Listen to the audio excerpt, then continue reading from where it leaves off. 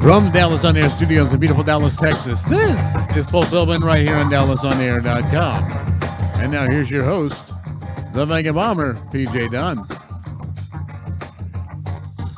All right, welcome, everybody. This is Season 3, Episode 16. And our great topic today is, as you're new here, and if you're new for the first time, feel free to go ahead, once this gets on to YouTube, feel free to go ahead and subscribe, like, comment, share. And so if you're new here, and it's your first time to Fulfillment Show, this is the show where we talk about all things movies and movie collecting. We talk about directors. We talk about scripts. We talk about the actors' actions and their motivations and all of that. So if that's what you like, then you're going to reach fulfillment here. Let me introduce the cast of the show for you, and then we'll talk about the topics, and then we have a special thing we want to do today. So with me, to my right, is John E Flix. Good morning, everybody. Yes. And also that man behind the voice that's sometimes in front of the camera, but mostly is behind it for different reasons. K-Zach. Greetings, campers. Welcome to DallasOnAir.com. Yes.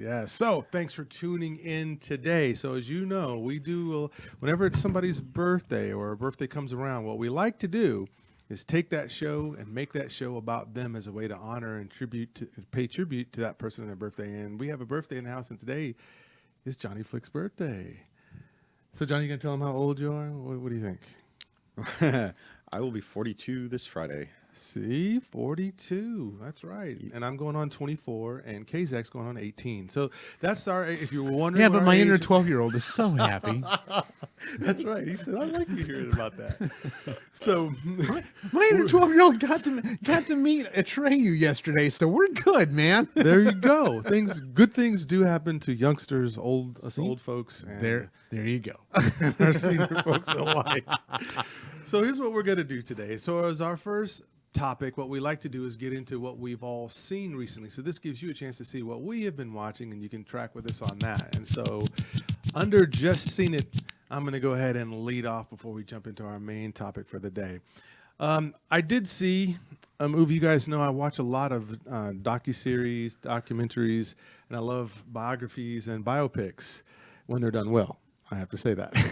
So the movie I've seen then is Respect, which is the new Aretha Franklin film that is out.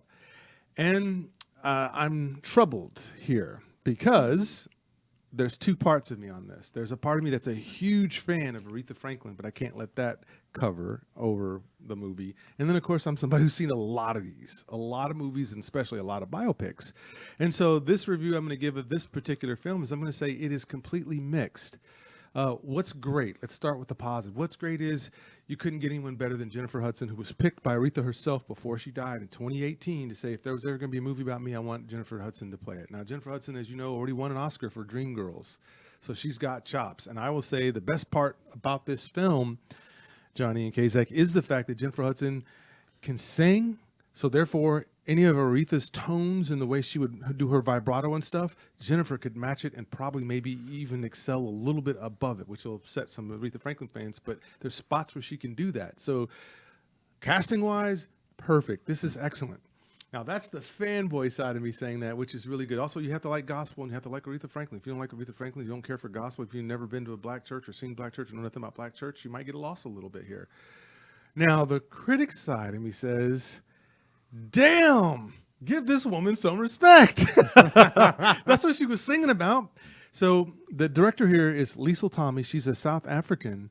And I love the fact that she stuck with the civil rights stuff because she did know Martin Luther King Jr. Martin Luther King Jr. did hang out at her dad's house because her dad was C.L. Franklin, who was a big prominent preacher at that time. So Smokey Robinson had been over there. James Cleveland had been there. Just a cast of people, because this is set in Detroit, right? Because this is where this is going down in Detroit. We know is the birthplace of Motown. But here's the problem. When you do biopics, this one is paint by numbers, everything like you would expect in every single biopic. And for me, that bothered me. It made me just say, okay, I'm just waiting for the live sequences, right, when she's singing and all that, because everything else you already know what's going to happen. So like every trope, we always have to start out when they're a kid. Okay? I don't need to see Aretha Franklin as a kid as much as they might think. What I need to see why biopics hurt is because they're trying to cram too much information about a person's life in 2 hours, so they extend it. So this movie's 2 hours and 30 minutes. So it's long, and it feels long. It feels long because every trope, when it plays out, you already know what's going to happen. You're just going to see Aretha's version of it. So you always get, they're a kid, they're a prodigy, family craps on them in some kind of way. Record companies don't want to record an album or a song that they think is going to be great. Then when they hit fame, they become a jerk and a dick to everybody, right? And then eventually they find their way, and then now you love the person again, and then at the end you have to show live footage of the real person. So it followed every single trope of a biopic, and that was so frustrating to me. Now, I'm an Aretha Franklin fan, so I'm going to go see it anyway, and I did see it because I wanted to see the performances. And I will say, Liesl Tommy, the director, this is her directorial debut, right? Because she usually does plays. She was great at capturing the silhouettes, the cinematography when they're on stage. She captured the costuming right. She hit angles that were perfect. The way she did some camera play was nice. I loved the civil rights piece because you can't talk about Aretha Franklin and respect without talking about the civil rights piece because this is the 60s. So I love that she included that. And I think that if you're a big Aretha Franklin fan, you're gonna ignore the trope stuff because you probably haven't seen as many movies as me, and you'll probably say it's great. But what I'll tell you guys out there watching, if you love Aretha Franklin, you're not gonna be let down. Jennifer Hudson's not gonna let you down. If you're a big fan of movies more so than you are of Aretha Franklin, you're gonna spot the tropes immediately, and it may put a bit of a damper on you as you watch it. You guys, this is a topic. We're going to have to talk about biopics and what makes them great and what makes not great biopics. Kazak, good biopic that you would like that you know well, off the bat's just a good biopic, even though it may have some of the tropes. I would go with Oliver Stone's The Doors.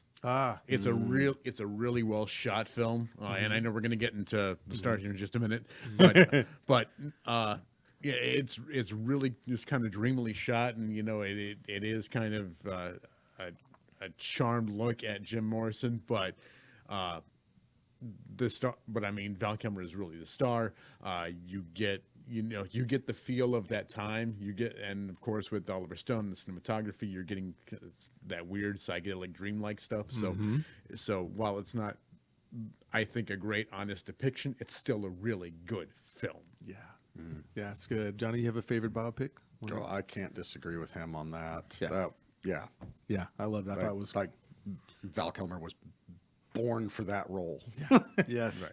Yes, I think that's good. I even think that Straight Outta Compton was a great biopic, along with Rocket Man, as you can imagine. So, Johnny, what have you seen here recently?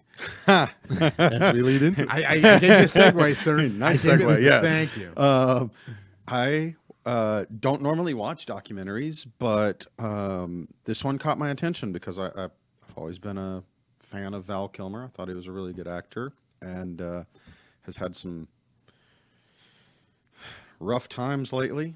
Feel for him. But I watched Val, lots of mixed feelings watching this documentary. Okay.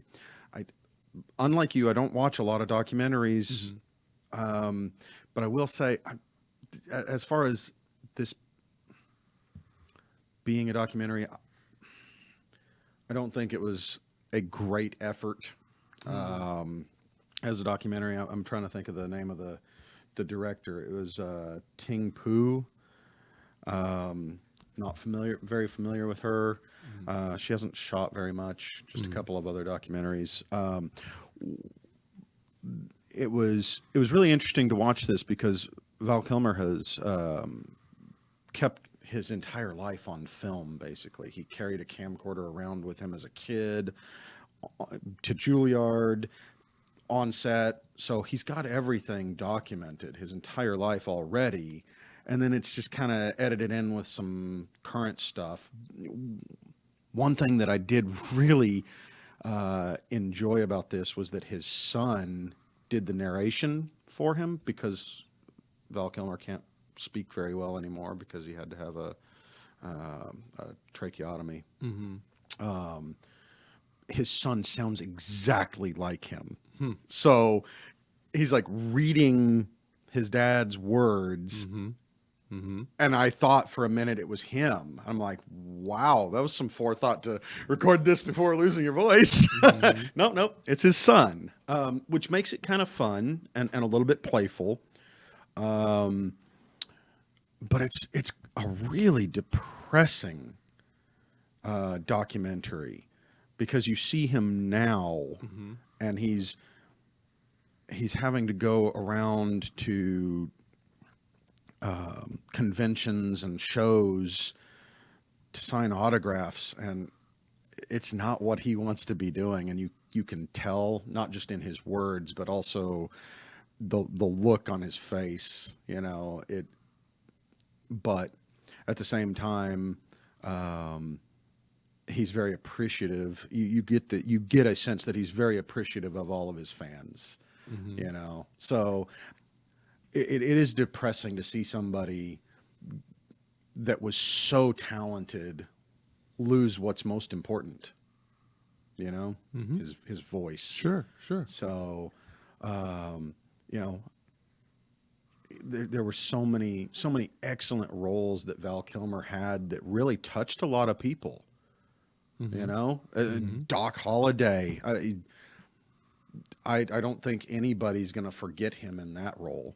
No. Ever. No. Just iconic. And so to see him now suffering like he is, it's hard, real hard. Yeah. Would I recommend watching this documentary? If you're a real fan of Val Kilmer and you want to see what he's gone through, I think it's certainly worth watching.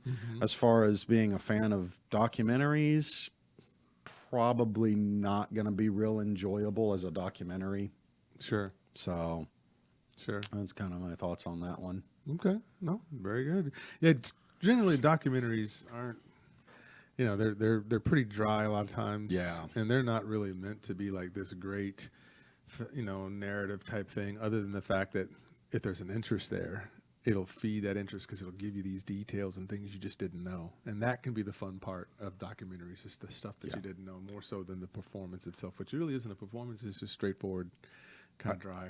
I will add one thing real quickly. Sure. It's interesting to me. You see this in this documentary. You see how his getting into the Doors and playing that role pretty much cost him his marriage. And he couldn't remain connected with her. And yet at the same time, his father was struggling financially, and he put everything into helping his father and lost everything. So it's interesting to me that he remained so loyal to his father through all of that, and paid dearly for that, while also staying really loyal to acting, and lost his wife over it. So he lost a lot. Yeah. And it's interesting to see what was at the core of all of that. Yeah. Yeah, and I mean, it may not be so much that it was an interesting documentary, but it's a really interesting documentary subject, just because Val is one of those guys who's really, lived one of those lives that we've all seen. We watched so many of those movies. If you're an 80s fan, you saw Top Gun: A Real Genius. If you're a 90s fan, you watched Heat or The Doors. Yes. If you watched, the early 2000s, he's fantastic in Kiss Kiss Bang Bang. He's got a lot of really great films, and the thing is that he himself is a really interesting documentary subject, especially since he's one of those actors like, hey, where have you been? Here's where he is. Yeah. This is where he is, why he is. So you get a complete story. Yes. So even though the documentary may not be the best shot, it's still a really interesting subject. Yeah. Yeah. Yeah, and I think that's the mindset, because I have people a lot of times go, oh, why do you like to watch documentaries? And they don't understand that it's different. Its aim is different. It's not trying to entertain you with, here's some setups and scenes and all that stuff. What it's doing is just telling you a really accurate story that you just get pulled into, like a good news article that you're reading or a good book that you just start reading. So it plays more like that. And a lot of times that's why the books usually are better than the movies, right? Because they can go into the detail that you can't in a movie, which is a flaw with the biopics. Isaac, how about you? Well, we're going to go way into the opposite of biopic, because we're going to go into reimagine history with my pick. So occasionally here on the show, I don't do a just seen it, I do a just read it, where I recommend a book to you, on film. And this one, This one's interesting. This is the paperback version of Once Upon a Time in Hollywood, a novel by Quentin Tarantino. So, if you're our age, the 40s, 50s, things like that, you grew up with these paperbacks in stores where you got novelizations of the film. They got released about the same time, and what they're usually they're usually based off of early versions of scripts. So you're getting changed scenes and you're getting added characters and you're getting, of course, that depth that you don't necessarily get. I actually brought my copy here today. We used to see these all the time, and you get stills that weren't necessarily in the movie, but they're kind of there. You recognize them. Of course, you get some really kind of great like advertisements, like stuff for like Elmore Leonard, things like that, or the book that he's reading. They put a lot of thought into putting this one together. Tarantino, of course, growing up in the late 60s, early 70s, this is what he was probably reading at the time when he was growing up, because he's reading these books about these movies, and he does his own movie justice. Okay. You're getting a lot of you're not only getting the story of the movie, and like I said, it doesn't go into so much detail because you get to see the violence on film and the screen, but what you're getting is in-depth backstories into the characters, which I'm assuming that he probably developed with the actors, but he's also developed himself as a writer. You're getting, of course, his opinions on Hollywood, and you're also getting a lot of really old stories from guys as he talked to. He's talked to like Kurt Russell and Burt Reynolds and things like that, getting an idea of how Hollywood was back in the late 60s, early 70s, and these guys who, were coming up on Westerns and things like that. So what you're getting is kind of Quentin's take on old Hollywood. You're getting a retold version of history, but also you're just getting a really kind of fun look at what Hollywood was in that time through the eyes of a guy who really idolized it and loved it. Like I said, it's worth reading if you're a Tarantino fan, or if you even just like going back to these old paperbacks and these films of these movies. It's really a wonderful ode to them. There's a lot of great thought put into this. There is a hardcover edition coming out with, I think, further extended scenes and things like that, so that might be worth picking up. But this was just really kind of a wonderful throwback, and it's a really kind of fun read. So I definitely recommend, if you're a Tarantino fan, picking this one up. All right. Well, that's good. And we need you to do that. Every now and again, folks, you got to read. You got to do some reading. You got to mix in some video with some reading so that you don't forget how to read at some point. So I think that's a great thing. Get your history, man. Heck yeah. There's a lot of good Star Wars novels that are a lot better than the Disney movies. Yeah. Which they made uncanon because they knew the books were. Yeah, we actually just did a show on the Rancourt Pit about the books. We brought in a couple of our experts who talk about the novelizations of those books and things like that, and going way into the expanded universe and just the stories and tales and things beyond what you see on the screen. So it's really worth checking out. Yeah. No, that's specifically great. Well, now, ladies and gentlemen, let's get into the topic du jour of the day. We can go ahead and call this Johnny's Choice, because what we're going to do now is hear Johnny's favorite choice of directors, films, actors, and actresses. So these are just the 4 quadrants that we're looking at. There could be more, of course, but we decided we'd do this. And like anything, it's always hard to pick what your favorite child from your other favorite child if you have a lot of children. So this was definitely done under a lot of labor. So, Kazak, you want to pick the category that Johnny will jump from first? What do you think? Oh, sure. Let's go ahead and start with actors. Why not? Ooh. So now, ladies and gentlemen, all right. Actors is going to be the first one we'll look at. So, Johnny, your 3 actors that make it your favorite all time in that list. That's an interesting topic. Okay. My favorite actor of all time is Ewan McGregor. That guy has been in so many amazing roles, start to finish.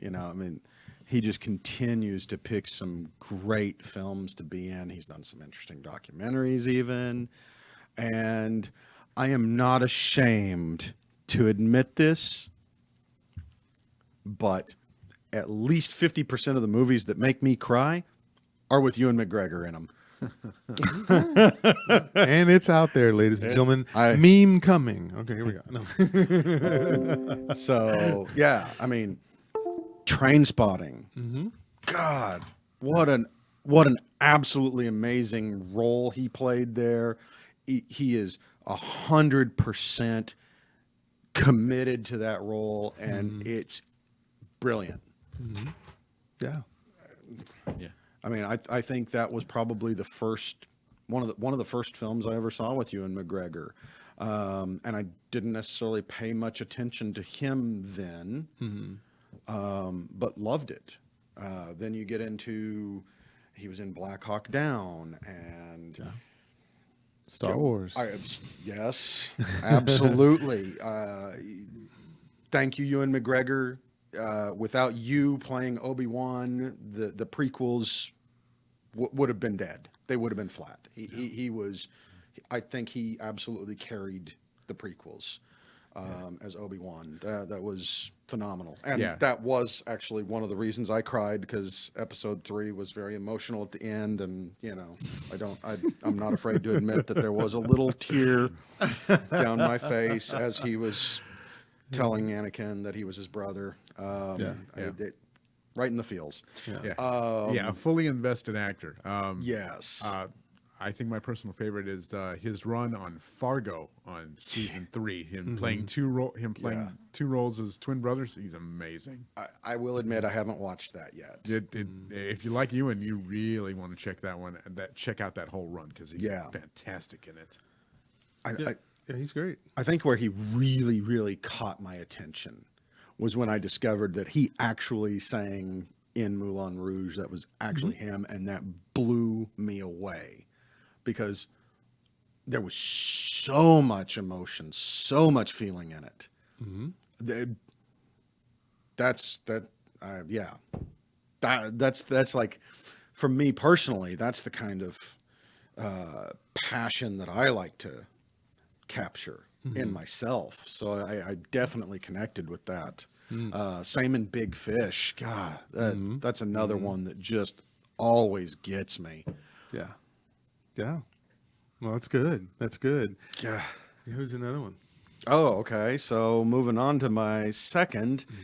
This one's a little bit different from me. My second favorite is Jet Li. Totally different reasons, obviously. Now, one of my gifts today from Kazak over there, Yo Jimbo, one of my other favorite actors. But as far as like martial arts and Asian films go, Jet Li is one of those guys that I have a ton of respect for as a fellow martial artist. Right. He's a real martial artist. Was literally hand selected at a very early age to just train in martial arts. And little trivia fact, don't know if you know this, he was on the Chinese martial arts team that visited the White House when Nixon was president. Did not know that. Wow. So, like, to me, he's always been in that kind of a role, and I think it's a very interesting role, how he's crossed the ocean to visit the president at the White House, and then years later made that leap from like Hong Kong, kung fu movies to big Hollywood films, and it was kind of an awkward transition. Yeah, but he kind of nailed it and kept doing it until he was able to expand who he is as an actor, coming from being just a martial artist. I think that's really fantastic. And I love Fist of Legend. That was the one that really got me with him. God, and it's a remake of Bruce Lee, and you look at that and you wonder, it kind of makes you wonder too if Bruce Lee what he could have done had he survived. Truly. But it's really nice to see that Jet Li has gone on to do some really big roles.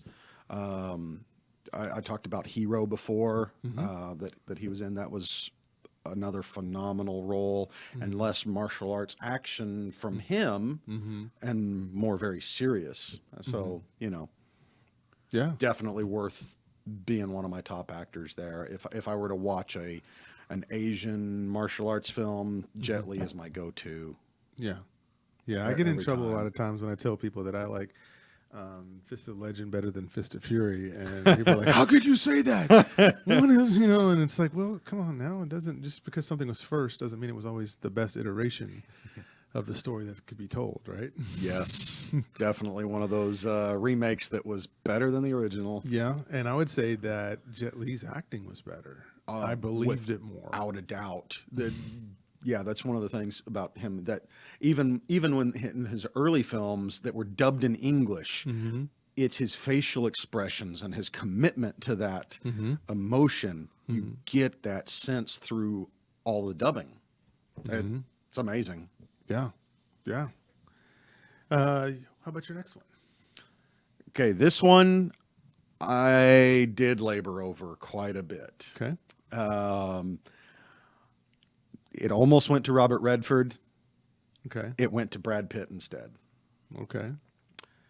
And that's an interesting thing for me because when I think of Ewan McGregor and I think of Jet Li, I pretty much want to watch everything that comes out with them. And Brad Pitt doesn't necessarily immediately grab my attention for every role he's in, but I cannot ignore the depths of his commitment to his roles, and this is also going to tie in with one of my directors, but his role in 12 Monkeys, just mind-blowing again, amazing. I would say that he's kind of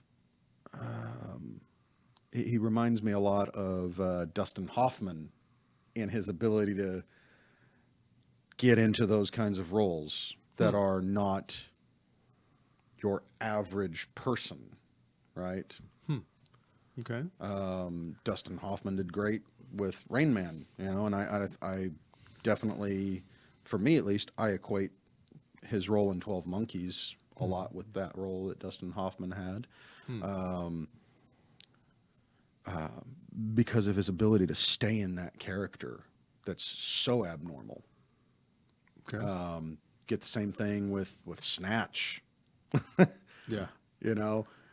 Like Ritchie's like film, yeah. who is that guy? It doesn't seem like Brad Pitt at all. Like you definitely get films that it's Brad Pitt. Not much of a character shift, and you definitely get those roles that he's kind of meant for. But then there's the other roles like in Snatch that it's just so far out there. Yeah, I think It's impressive. It's extremely impressive. When it comes to Brad Pitt, my general thing is I don't like good-looking actors because I feel like they get a lot of jobs because they're good-looking. But Brad Pitt, though, proved that he wasn't just another pretty face, as it were. Right. Just that something that they put in the movies for the girls to scream and yell and all that stuff, and all they have to do is say a couple of lines like, "What? We're not beautiful enough for you." But that was never him, right? It's like, Right. as I watched his filmography grow, I saw him take on grittier roles. Like you think Yes. about Fight Club, and Yes. you think about how he's scratched up, he's dirty, he doesn't look like, and they're not just trying to showcase just that. And even in the Once Upon a Time, right? Yeah. You get to see this wildly wisdom older guy and some of the stuff, even though he's younger, but he still has that older wisdom in when he's playing that case to opposite of Leonardo DiCaprio. So this is a guy, especially in Fury, right? Yes. I'm like, I like a guy who might be good looking, who can get dirty and rough and you believe it, and you don't think, oh, they just put some dirt on a pretty boy just to get the girls to come in. I respect that about Brad Pitt. Yeah. Brad Pitt is really a director's favorite actor because he'll go for the role if he's got good direction. You take Quentin Tarantino and putting him in Inglourious Bastards or in Once Upon a Time in Hollywood, or you could take and give him Tony Scott in True Romance, or you give him Terry Gilliam, or you give him in 12 Monkeys, or you give him James Mangold in Fury. why am I blanking on Fight Club's director? David Fincher. Oh, yeah, David Fincher. Yeah. Fincher. Yeah. It basically his directors get the most out of him. Yeah. Like I said, he'll invest in the role if he knows what he's doing. I mean, if he's kind of one of those guys where you got to kind of push him in that right direction. He'll give you what you need, but you've got to kind of push him into where he needs to go. Yeah, and like I said, when he gets the right directors, he's really, really good. It's true. And it's why Keanu Reeves is stuck where he is, because he's hired because he's this mix of Asian and white, and he's a good-looking guy, and the girls love him to death. But he plays the same character almost in every role. Guy in a black suit saves the world. Yeah, he just doesn't have. Yeah, that's right. He just doesn't have that. That's every movie, right? Exactly. So it's interesting too that you mentioned the whole pretty boy thing, because that really stands out in Legends of the Fall. Because Aidan Quinn is one of those guys that's just the pretty boy, and he gets that same kind of dramatic romantic role all the time, and doesn't really get out of that, unlike Brad Pitt. So it's interesting to see that specifically in that film, because I think you already start to see some of that grittiness in Brad Pitt's character there too. Yeah. So if you do this with a pretty boy, that's how you win with me, because anybody who's born a certain way and that gets a lot of credit for something just because they're born that way, that person has to fight harder to find depth of meaning, because they literally can just show up and people go, "Oh yeah, I want you in my movie." Of course. Are you kidding me? You bring all the women, right? So a guy who says, "You know what? I'm not going to just be known for that. I'm going to be known for also being a badass actor as well, and somebody who can actually take direction very well." And that's what he accomplished. So let's jump to another category, because we could talk all day just about actors. Yeah. So I'm going to pick this one for you, Johnny. I want to hear your top 3 films. All right. Let's go films. Top 3 films. So my first is Pete's Dragon from 1977. Definitely not the remake. Definitely not the remake. Oh, why?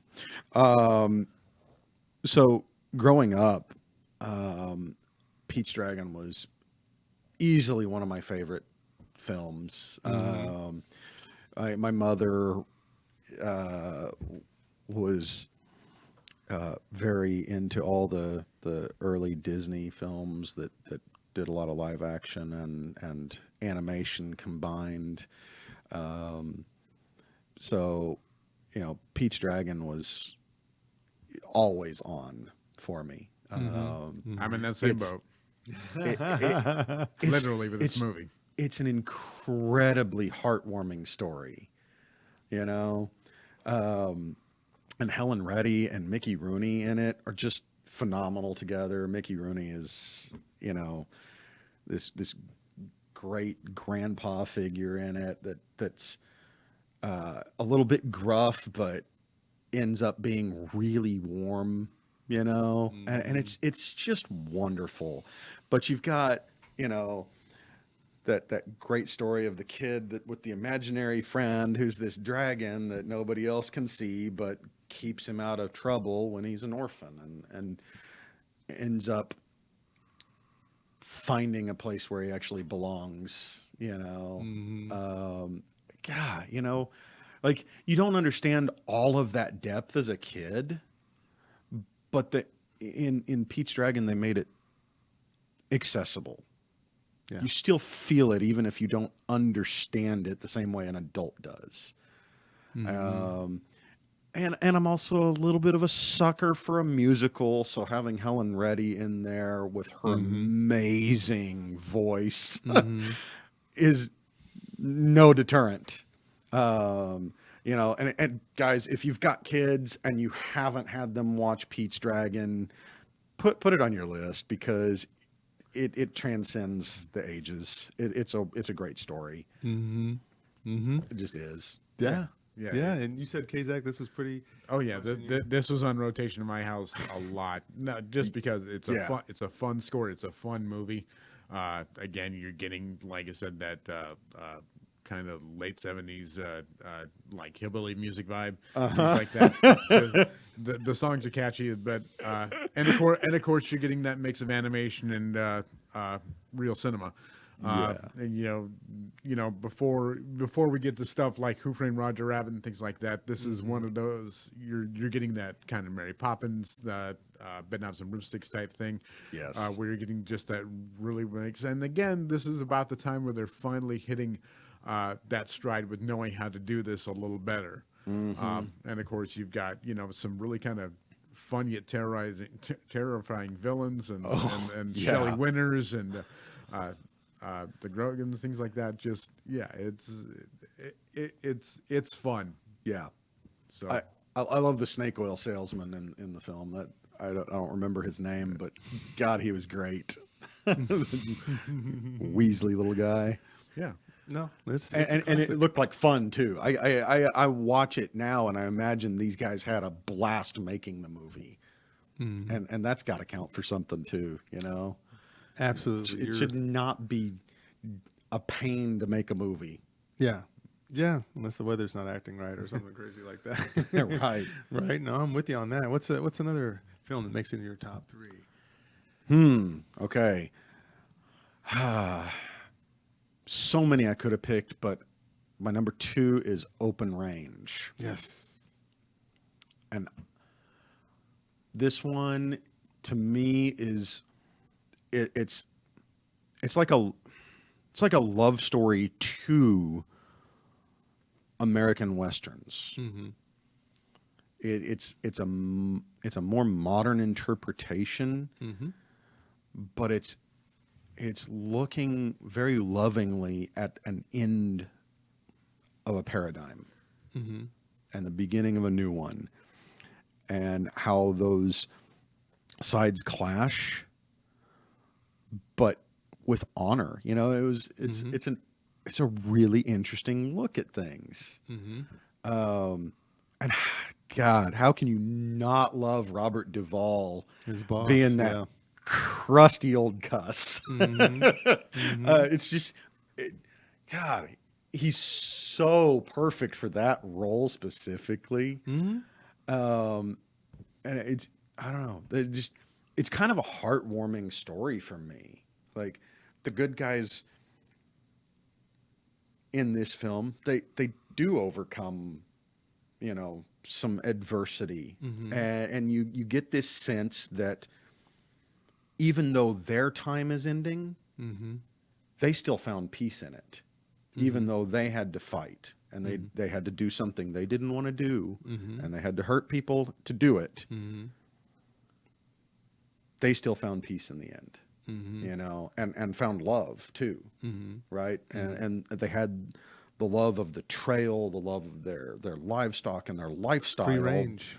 Right. Free range. And still, with Kevin Costner's character in the end, Charlie, he finds love in the end with a woman and is going to come back to her.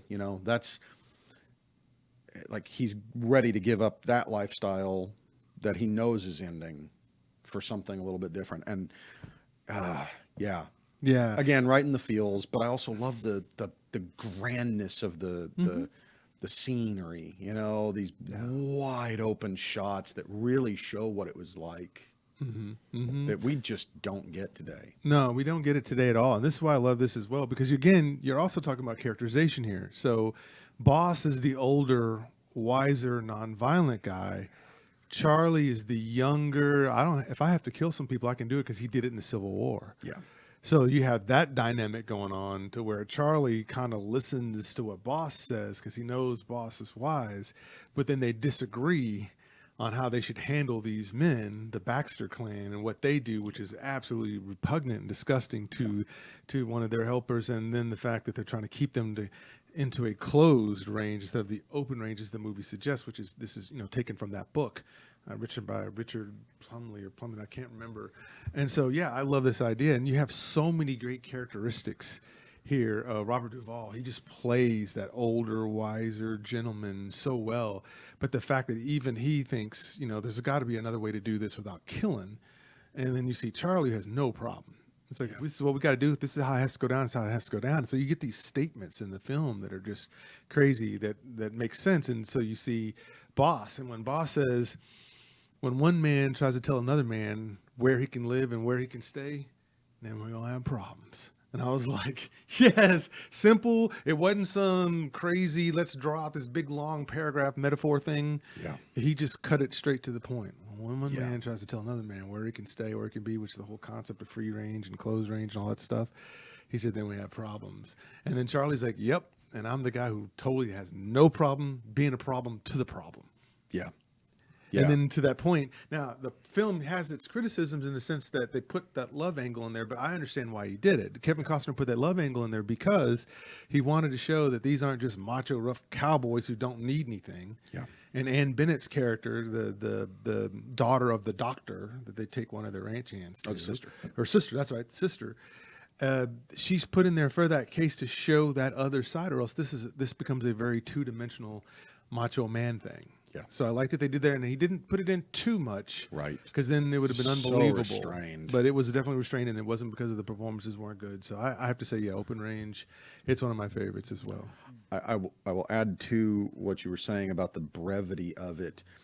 You know, we have talked quite a bit about, you know, Val Kilmer as Doc Holliday and all of that, and there was so much flourishment added to that film. You know, there was a showmanship to it. There was none of that in Open Range. It was matter of fact and direct. Yep. You know, Absolutely. to the point that Kevin Costner's just like, all right, which one of you is this guy? Boom, over. And I love the attention of detail too. Of what Costner did real fast, and I want to hear what Kazak's got to say. Yeah. I like the detail that Kevin Costner said. One of the things he put in the film, made sure it wasn't that was there. That it isn't most westerns. Is usually whenever there's the shootout at the end of the city or whatever, the bodies are usually just gone immediately because it's like, oh, threats down, let's go party. But here they show how the families and the people come back into town and inspect the bodies and study the bodies and look at this because you would care about who are the innocent bystanders who get shot and the people who do get shot, that they get put somewhere so that they can mark. Tombstone, right? This is what this was. This is what happened, and this is why this person got taken out. So that when rangers come in the town, they can take down the wanted posters because they can say this person's no longer a threat. Yeah. And they usually don't cover that. And that was a Kevin Costner thing, and I love that he picked up on that. Okay, I'm no fan of Kevin Costner. I've not seen this film, but the one thing that I can say about Kevin Costner is that he knows how to choose a director of photography, in the fact that not only does he get the concept of how to do a grand landscape, but also how to center and present an actor in that landscape. And that's very much what you get in films like these. You're getting a sense of presence and humanity, not only being overwhelmed, but also your place in it. So like I said, I'm not a Kevin Costner fan. I don't like his acting. I'm not a big fan of his direction, but I do believe that he has a really great eye for a shot, and he knows how to choose a director of photography who can get the most out of that. Yeah, and I think his characters fall into place exactly with the story he's trying to tell. I like the fact that he doesn't try to make them do everything.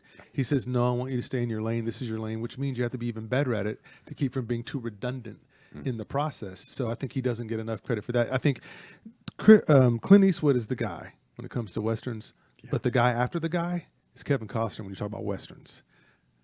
Right? Yeah. Every Western he's ever done or been a part of was just as good as Clint Eastwood's. You can make an argument. I can pull them up here and I can show them to you where they're right there. And I don't know if it's that he studied and copied him so much or that he gets the same vibe of the West like the way that Clint Eastwood does. Because not everybody gets that vibe of the West. And you could see it now. It's like the drugstore cowboy. That's kind of how you see stuff now. Those guys got the vibe of the West, even though they weren't there and born at that time. Right? And I always find that very interesting.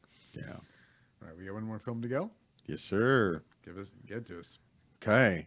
Skyfall is my number 3. And that's,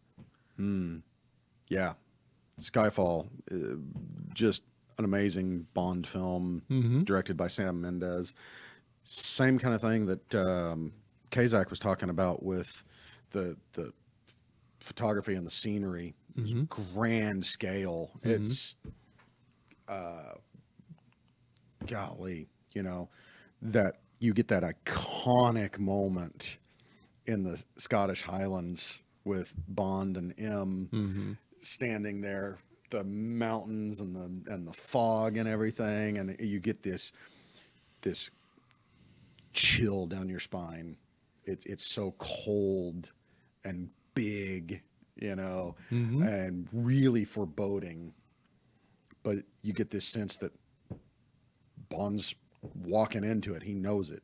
He knows what he's got to do, and he knows he's got to go through that. And I love that sense of scale right there. It's tiny, because you going into that last act, going into that last act, you've gone from a global scale down to Scotland, but he's this tiny compared to the mountains. Some easily one of the best Bond villains in this film ever, with Javier Bardem. Yeah. I mean, Bond villains have gone from plausible to just downright comical. This guy is freaking scary in a very subtle way. He's a master manipulator and can reach out and touch them from anywhere, and they don't know who he is. And that's the definition of terror, truly. So I think they nailed it with the Bond villain in this film. Yeah, and agreed. Villains are incredibly important. If you do not have a good villain, you don't have real evil, there is nothing to overcome, and the character can't develop. And this one is solid character development for James Bond. He has to struggle with so much in this film, and he falls short every single step of the way. But he finally makes it just because of sheer willpower. And I think that's a great statement. Yeah, no, Bond films is the reason why they keep making them. All right, and they keep coming and they keep coming. Ian Fleming had a great idea early on, and while people attacked it for just its obvious tropes and things that are, in today's standards, we can look at it from a different lens. But at the same time, that character himself, no matter how you slice him, womanizer or an incredible survivalist, who at the same time can look great in a suit and drink expensive cocktails, but then kick your ass, right? Then it's going to always be that wish fulfillment of seeing the Bond character. And I like the way he's been transmuted, if you will, over the years, to show that he does lose and he does get put behind the 8 ball a lot. And it isn't always, you're not always sure. He's supposed to because his name is on the movie posters. But you're not always still sure sometimes how he's going to get out of the situation. Yeah. Sometimes you watch just to see how he's going to do it. Not so much that you know that he's going to do it. Yeah. I cannot stop talking about this one without mentioning Judy Dench in this film either. Okay. This was, Judy Dench is an amazing actress, always has been. And I thought she's always been phenomenal as M in all the Bond films that she was in. This was, I think they developed the relationship between Bond and M incredibly well with Daniel Craig throughout the films, but this was the perfect culmination for that because she's the only mother figure he has. He's an orphan. And he looks up to her, and you can see that from the very beginning in Casino Royale. Yep. And she cares about him, but is so British about it, and you finally get that moment in Skyfall where you really see that affection for each other and the loss that Bond feels. And to me, that's incredibly emotional too, but it's just, no, it's good stuff. Yeah. I have never been a Bond guy. Like the films were not necessarily for me, but that opening sequence, that train sequence, that's how you do action in a film. Yes, Marvel, pay attention. It's so well choreographed. It's so well put together, and I mean, so just. If you're going to put a big budget into a movie, that's how you do it. Yes. Because I literally watched that film on the edge of watched that opening sequence on the edge of my seat. I am not, like I said, it's not my milieu, but that is how you do action in a film. Sam Mendes really just put that thing together just perfectly. That's how you hit the ground running in a film like this. Yeah, and that's exactly right. It's so strong. And again, like you said, Javier Bardem, the way they capture him on film in this is really well done. Yeah, and he's a really chilling villain. He's Hannibal Lecter here. Yes. Yeah, it's how you bring terror into a Bond villain. So yeah, no question, man. It's a really, really good pick. Yeah, and see that underscore that. We'll jump to the next category, which is actresses. I want to see you talk about actresses, but since we talked about Judy Dench, so that we go to actresses. That point that you just made, Kazak, about that train fight scene. See, this is what I wish people would understand about fight scenes. When people swing at each other, there should be some sort of collateral damage. You should see them wince or get hurt or something. It can't look like they just rolled with the punch and they're going to deliver their punch. And I love how things are getting torn and hit. And as they're swinging, right, they're hitting things with their hands or elbows, and that's getting in the way of the punch, because that's what would happen in a close fight scene. And so these fight scenes that we see today, they're just so dumb.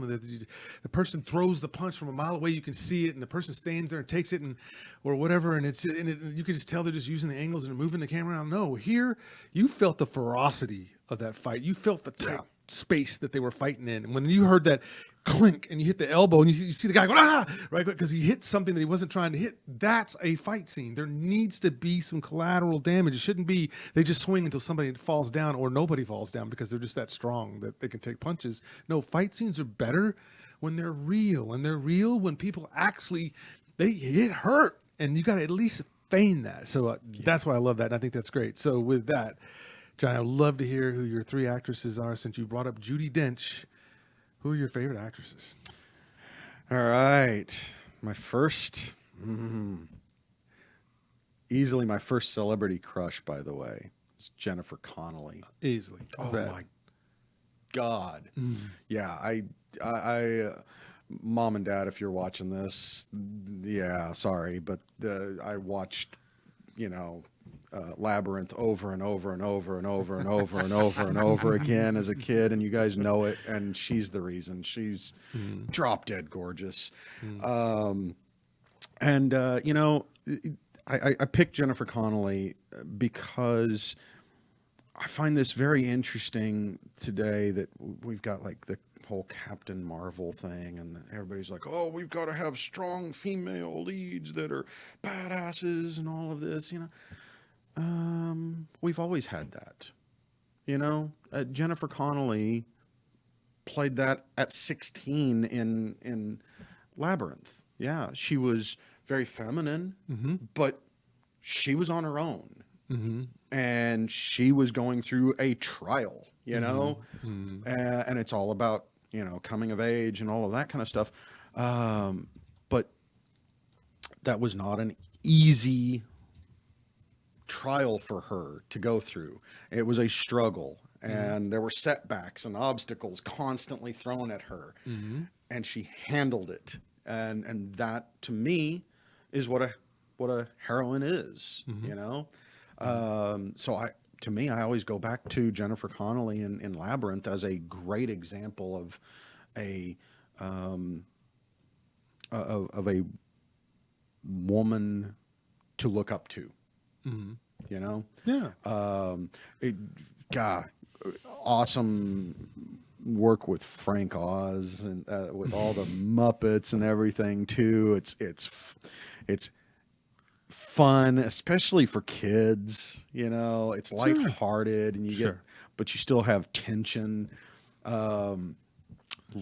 Tiny little trivia note: I grew up watching Red Dwarf, and I'm afraid I can't remember his name, but the actor that played the cat on Red Dwarf, Danny John Jules. Thank you. I'm a huge Red Dwarf fan myself. There it is. Was one of the voices of the Muppets that could take their heads off, little red and orange guys that were dancing around and trying to take her head off. So I get a kick out of that. Then you got David Bowie in it. Little creepy, 40-year-old and 16-year-old. Yeah, little bit creepy there, Jim Henson, but Whole lot creepy. Yeah, it's fine. Well, I mean, you got to think about this with Jennifer Connelly, right? So let me help Get it in there. Some more Yeah, throwing yeah. it in there, right? So Beautiful Mind.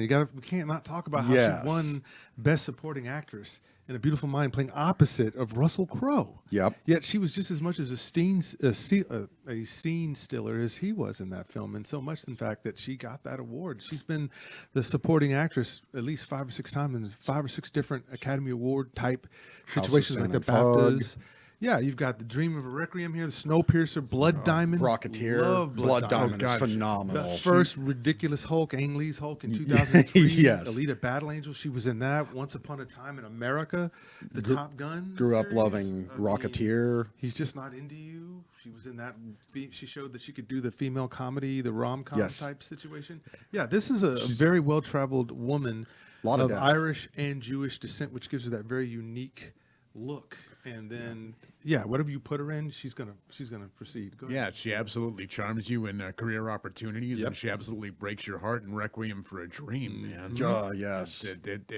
She's got a lot of range, and she's got a lot of depth in whatever she puts in. I mean, like you said, even that terrible Hulk movie, she's the best thing about it. Oh my goodness. Dark City was a big favorite of mine. She didn't have a huge role in that, but a very critical role. No, she's been around. She was in Yeah. The Hot Spot back in 1990. Yeah, she's just one of those people that when you see her on screen, you know what you're going to get. And so casters, people who are casting, they know, well, if we want a good supporting actress and even a lead actress, but for some reason, Yes. mostly it's been supporting. But I think that supporting role taught her how to be an even better lead actress Yeah. because she'd been in support so long, and she learns quickly. And that is interesting to me too, because I think she does an excellent job as a lead in a lead role, but in her supporting roles, she's always in a position where she's captivating for the lead character. Mm-hmm. She like Waking the Dead, she disappears, and he's driven for the rest of his life to find her again. So and constantly sees her on the street and things like that, and she's not really there. But I think she does that very well, being that kind of mysterious supporting role. Yeah. Who else you got? You got a role. Okay. All right. My second is Charlize Theron. She's also got an incredible range of characters she's been in. We've talked about her before. For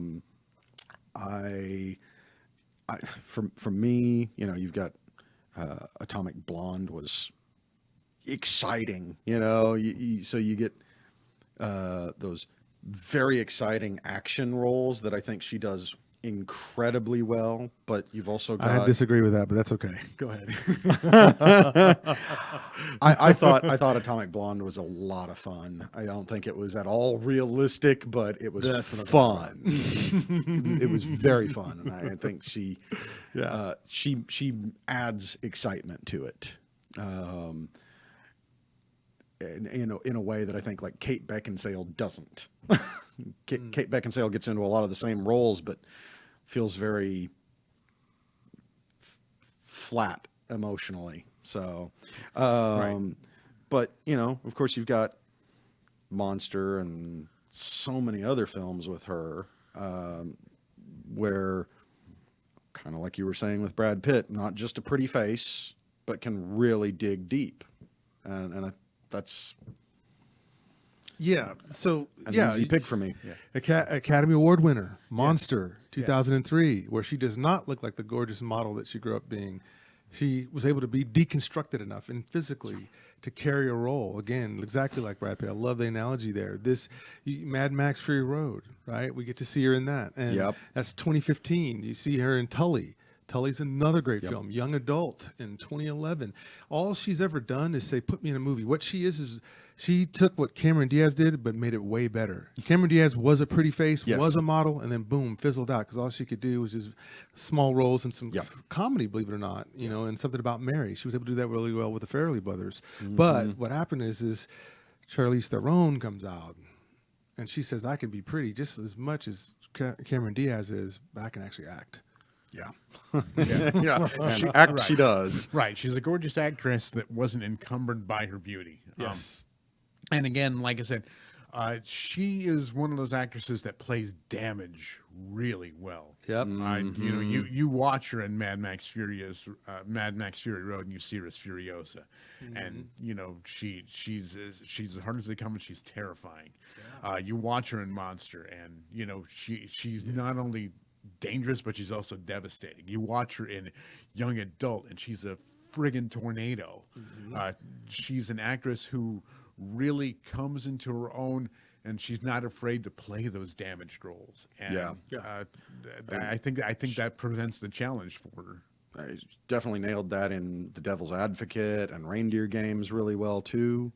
And then you also get like Sweet November and stuff like that.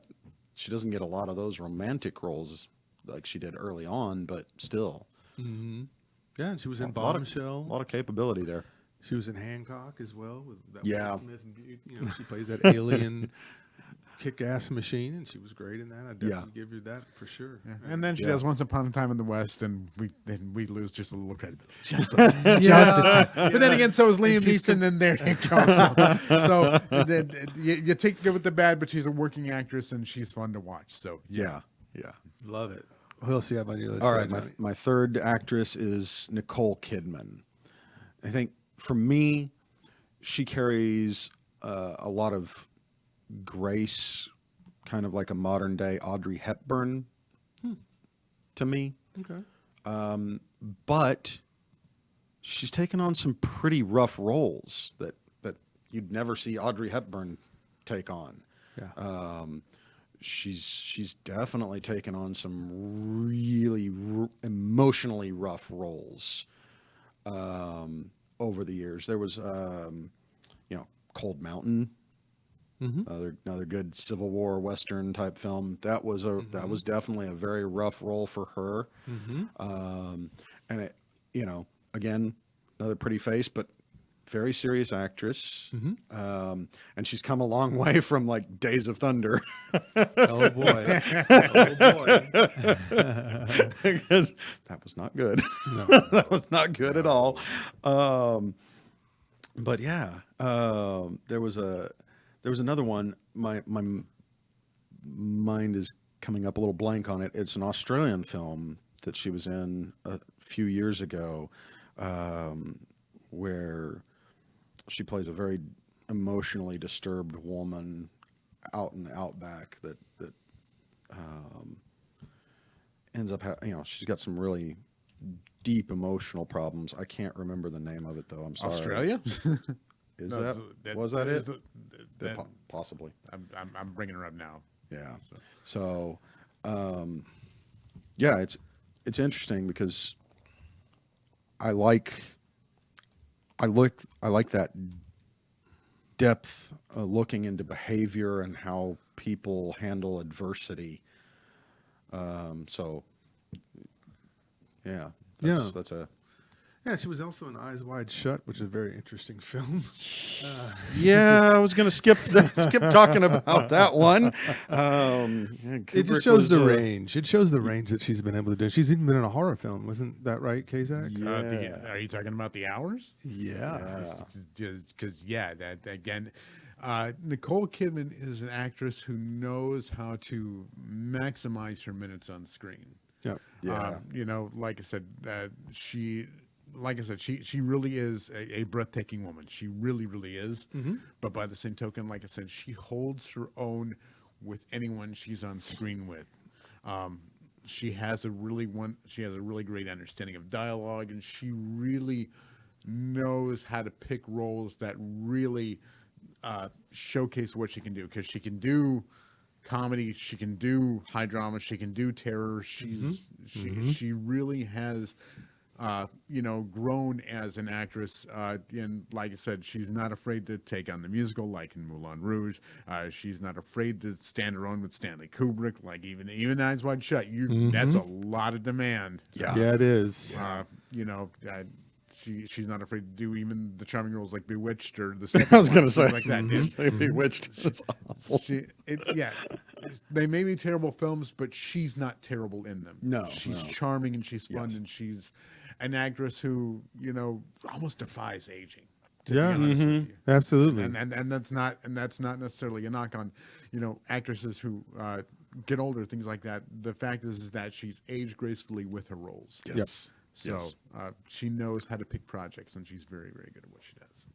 I agree. I totally agree. And so we still have one Directors. Yeah, one category left, and it's directors. So let's hear them, Johnny. Who are your favorite directors all the time? Not Guy Ritchie. Christopher Nolan has got to be my number one at this point. God, I looking at, if we just took the Batman trilogy alone, that trilogy alone puts him at the top of his game. The depth that he captured there and made Batman what me not being a comic book reader, still what I understand Batman to be, he nailed it. Batman was terrifying. I was on the edge of my seat watching Batman Begins. That I went to the theater 3 times to see that. I have never done that for any other film. And for all the little nitpicky flaws that people find in, Inception and Tenet and some of his other films, you can see he has been on a phenomenal trajectory of growth. Every film he does has been an improvement on his directorial skills. He chooses excellent scores.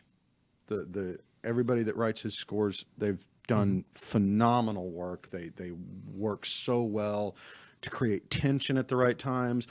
Things like in Tenet, some of the score was played backwards. That attention to detail is just really, really wonderful. I don't think you could watch a Christopher Nolan film and be completely let down. No, they are a little cerebral, but the challenge with Christopher Nolan, and I agree 100%. To me, the greatest trilogy of all times, after Star Wars, the original trilogy would be the Batman trilogy for sure. Because it's the best superhero movie ever. Yes. And it will always be, and it's one of the best movies ever. And none of the other superhero movies will be one of the best movies ever, right? This one expanded its genre. So the great thing about Christopher Nolan is that there is the brilliance and the willing to go off the trail and do what he wanted to do. He didn't want to make Batman cartoonish. He wanted to say, let's put him in a real world because he's the most, out of all the superheroes, he'd be the one that'd be the most adaptable to the real world because he's not superpowered. So let's go with that and reimagine these characters like Bane, who, if you went with the comic books, would be very ridiculous in a lot of ways and sort of things. And so I love that he did that. And I would say that the only thing that Nolan will struggle with sometimes is his own brilliance, right? Because sometimes your greatest strength is your greatest weakness. And so sometimes his characters don't have much depth. Because he's more into the storytelling of how cerebrally this thing will fit together. So with Tenet, for example, didn't hate Tenet, but I could not connect with any of the characters at all for 5 minutes. And that's what he'll do sometimes. But again, when you're a genius in one area, you can't be a genius in every area. And so just like Lucas, he was great at creating the stories and the worlds, but he sucked at dialogue. Nolan's genius is the fact that he's a director who knows how to play with the concepts and the boundaries of time. Yes. He knows how to express it visually. He knows how to express it in a script, things like that. He knows how to stretch those boundaries and really challenge the way you think about linear existence. That's he understands decay. He understands shadowing. He understands how to get the most out of the seconds that you're watching something, and really just kind of challenge the way you watch it. Because he's one of those directors who you've got to go back and re-examine 2 or 3 times to try and pick it all up. Because he's just so good and so rich at what he does. It's true. Spot on. Yeah. Who else you have? All right, number 2. Terry Gilliam from Monty Python. Yeah. That man is nuts, but amazingly brilliant, and I love watching his movies. They are very engrossing. Yeah. You know, one of my all-time favorites of his is The Adventures of Baron Manchelsen. The colors and the darkness too. You know, he juxtaposes things so well, where you've got, you know, dread and hope at the same time throughout it, and you get such fanciful worlds, complete fantasy, and yet still tied to some reality. He does such a wonderful job with that, and you know, you've got, you know, everything from Monty Python to the Zero Theorem, which is this crazy, you know, kind of 70s type vibe to it, very sci-fi, with a lot of just, you know, the soundtrack is a lot of just binaural beats type tones to it, and so it's very unsettling. I thought he captured that vibe very well there. The Imaginarium of was it Dr. Parnassus. Dr. Parnassus, yeah. I mean, come on. He salvaged that when Heath Ledger died, and still made a phenomenal film that was exciting and enjoyable to watch, and also really sad too.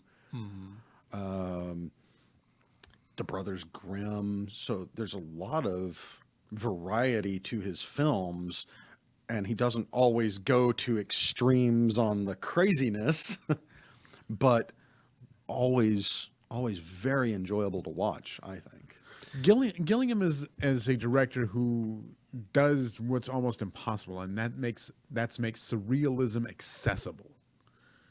That's an excellent point. He, you know, I mean, The Fisher King is a mind-bending visual film, but the story is so accessible. And but I mean, you take a look at something like Brazil, you know, a weird, strange, tripped out, futuristic concept, but still you're centered in the common man. Of course, with Monty Python, you're getting all of Monty Python for exactly what it is. It's a realistic comedy. Yeah. He really knows how to take and do the most visually with what he's got. He's not accessible for everyone because he's so mind-bending in what he does. Yeah. But by the same token, he really you can really, you know, find a center with it and enjoy the ride if you enjoy that type of film. If you're just willing to go along with the ride and trust the director. And Terry Gilliam is one of those directors who you really got to trust, because, I mean, he really does, you know, great stuff with like 12 Monkeys and The Fisher King. And then he does not so great stuff like Zero Theorem and Tideland. Oh, God, I'd be grateful if I never have to see that film again. Yeah, Terry Gilliam is interesting to me because I'm like you. How you feel about Kevin Costner? I don't like Terry Gilliam at all. Yeah. I love him for what he does on the screen, his work. I can acknowledge his greatness. But the person who's talked about certain things, he was asked on a deal, and this is when I begin to say, okay, I can understand, but this is sorry. And so that's when he lashed out at Black Panther and said it was utter BS and said that the crew had never been to Africa. When they were on set in Africa, so I was just like, dude, just because you hate this and you don't like it and you don't understand black culture, that's not a reason to throw it under the bus. So here's a situation where somebody can do great work, but then say some things that you go, dude, you're a filmmaker. You've been using comedy. You've been using other things. Why do you take this so seriously? But you didn't take so seriously some of the other things that you made fun of, like the Catholic religion and all these other stuff, which in his very day. So I see the abilities, and I love that you could do that. what's the disappointment is it's kind of like when you like somebody a lot and you hang out with them and you find out, oh, they're not really as cool as I thought they were. They're kind of a jerk. Yeah. So he hides behind the humor piece and stuff like that. But when they asked him, are you just joking about this or not? He says, no, it makes my blood boil. And then he started playing the victim card for white people and white men, saying, I just hate, that white men have to do this and this and this. And I feel like and when he started going down that route and he wasn't joking, like I thought that's funny if that was a joke, but he was being serious. Wow. And so he had been captured saying some things. So early on, loved a lot of his work and everything like that. Now I can still appreciate his work, but I don't care for the person at all. And that's sad because I love Monty Python, the Holy Grail. That movie we've quoted 1,000,000 times. So if you want to, you just look up Terry Gilliam and some of his quotes about Black Panther and some of the other stuff and what he was saying. It's like, dude, you're not black, so don't try to speak for black people. And that's what he was trying to say. He's like, black kids can't look up to this. This is utter BS. Really? Why would you say that, Terry? You just showed so much racial insignificance and ignorance in one statement. Why would you do that? Why would you go and knock the ice cream out of somebody's hands and tell them they can't enjoy something because you think it's utter BS, and here are the reasons why you think so, and they're pretty racist ideas, to be honest. So with that, I had to go to Terry Gilliam. Sorry, bruh. Sorry. Love your film. I'll laugh. I'll watch Monty Python. I can crack up in a room. But as far as you are concerned, I don't care. Yeah. Got to separate. Glad you brought that up. Separate the artist from the art. Yep. Yeah.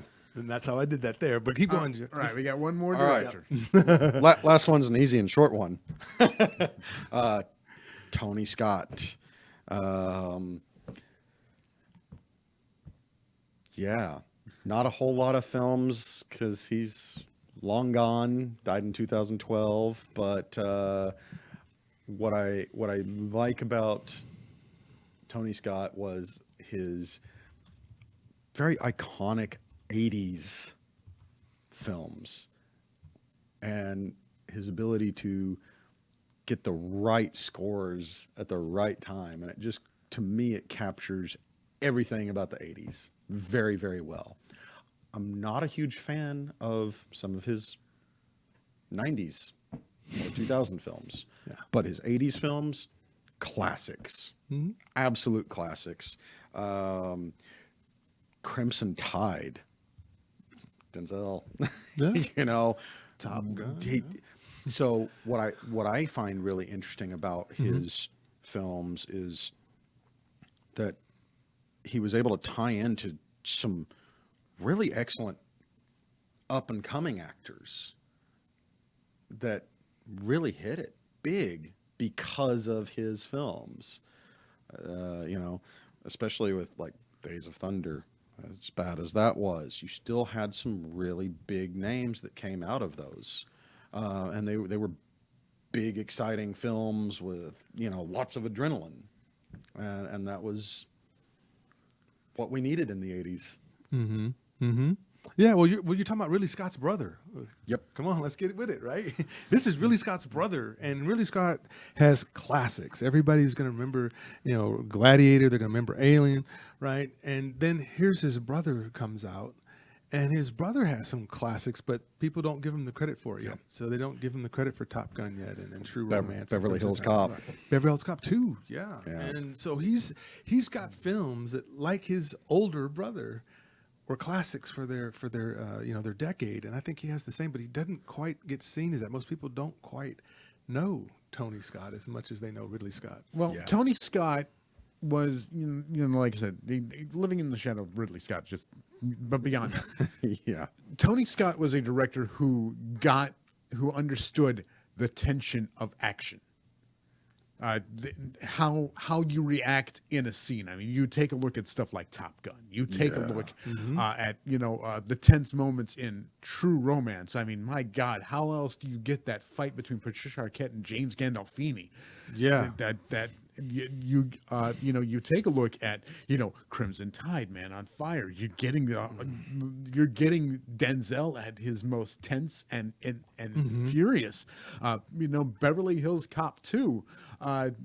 You do have it's a much more serious one than Beverly Hills Cop 1, and he gets that really great action scene at the end in the drug fight between on the grounds of the mansion with the cops and the bad guy Victor Maitland.